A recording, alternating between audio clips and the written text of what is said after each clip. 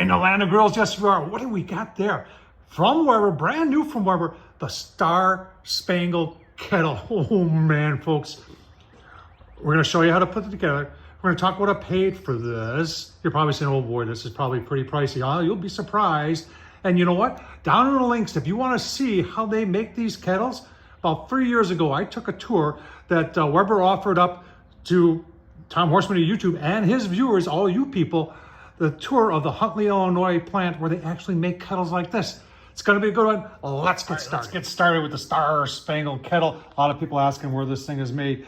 Weber is not really, all they're saying is that it is designed and engineered by Weber Stevens, Palatine, Illinois, made in the USA, incorporating globally sourced components.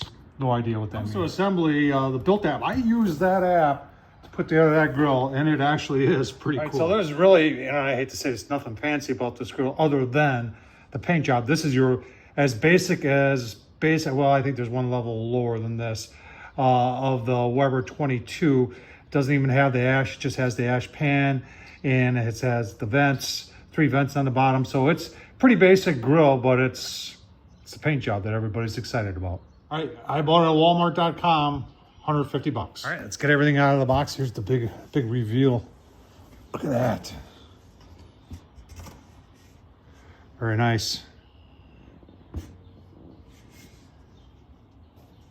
See any real chips? Paint looks to be pretty good. I mean, there's a little missing right there, but that gets covered up. Yeah, they're saying the stars could be a little whiter, but for 150 bucks, I think it's pretty cool so far. All right, and there's the bottom out. Nice and shiny. I like that white. It's not really a bright white. It's like an off-white. And the stripes are nice and sharp. Not really seeing any issues here. I like it. All right, I got everything out that I need to put the bowl together, the wheels. You've got the individual air dampers, daisy wheels, and everything else. The written instruction, nothing wrong with them. They work just fine also. I think one of the most common mistakes I know I've made is putting these things in. And a lot of people, and I've done this too, think that's the way to go in. And as you can see, nope, you do it that way. So we'll get going here. All right, folks. So for me, putting the vents on before the legs just gives me that much more room. I'm working on a piece of cardboard so I don't damage any surfaces here. The instructions don't say to do it that way, but that's the way Tom Horsman does it. First leg is the straight leg. Those are the ones that the axle is going to go through, which is that thing right there. And this one gets lined up with the handle. Easy peasy now, you know, because this is painted inside there, you might have to wiggle this back and forth in order to get this on. Don't forget to put on your ash catcher device there that holds your ash catcher, because once you got everything else on, you won't be able to get that on. Next up is lining the other legs. Now, pay close attention here because you only do one leg at a time, because one leg's got to go in, and then you got to get this in before you put in the final leg.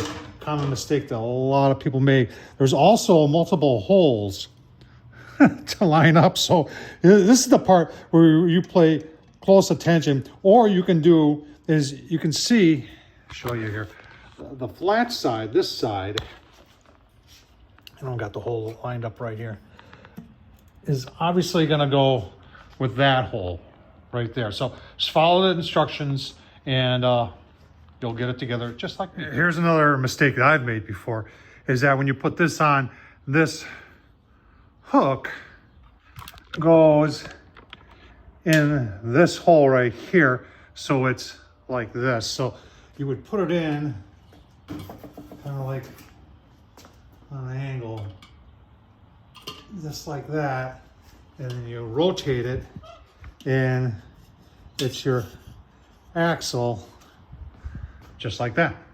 All right, and now all you gotta do is put the wheels on. I put the cap on over there already. Now here's an opportunity. If you want to polish this up, this would be a great time to do it. I'll show you what I use. People ask me all the time, what do I use? Been using this for years and years. They used to make this in spray, and for some reason they don't make it in spray anymore. But I've got it on the bottom, and put a coat on the lid. Just gonna let it dry, and then we'll polish it off. Perfect. While I'm waiting for the polish to dry, put the wheels on. Now I like to use rubber mallets. And I'll take the heavier of the two and I'll put it on the other side. And then I'll just use the lighter one. Well, now plastic on plastic will mar. If you don't have that, and you just all you have is a hammer, you can use a hammer, but maybe try and use a wood block to try and protect it. But you got to get a pretty good whack and a couple times, and it will work just fine. Give you a spare one too, just in case. Next is the ash catcher. Weber doesn't really tell you what distance to put from here to here. I like to do 6 inches, and I actually open those up and let one side sit on the other one.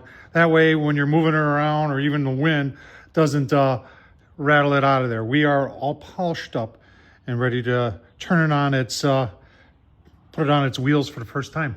Exciting. Top polished, got the handles on. There's a little bag that's got 2 little washers on. If you're wondering where those go underneath your top handle.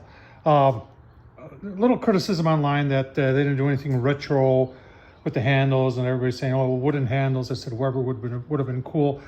I don't know. It's you know, I think the fact that they tried to keep the price low so this could be affordable for everybody, I think was just a great idea.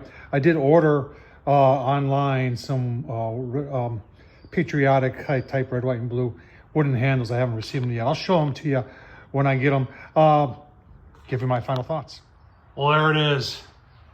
Well, for me, this is for looking, not cooking. But for you, you can do whatever you want. I think it's really cool that Weber. They could have easily put this on one of their premium grills and charge $600 for it, or even more. Instead, the fact that they put this on one of their lower end charcoal grills that still functions fine and made it affordable for everybody at $150, folks, I think it's a great deal. My hat's off to Weber. This is one of the better things you guys done in a lot of years. So good job, Weber. Thumbs up, leave a comment. What do you think? Are you getting one of these? Are you going to cook on it? I know I'm not cooking on mine. Tom Horsman, YouTube. Thumbs up, leave a comment. And as always, thanks for watching.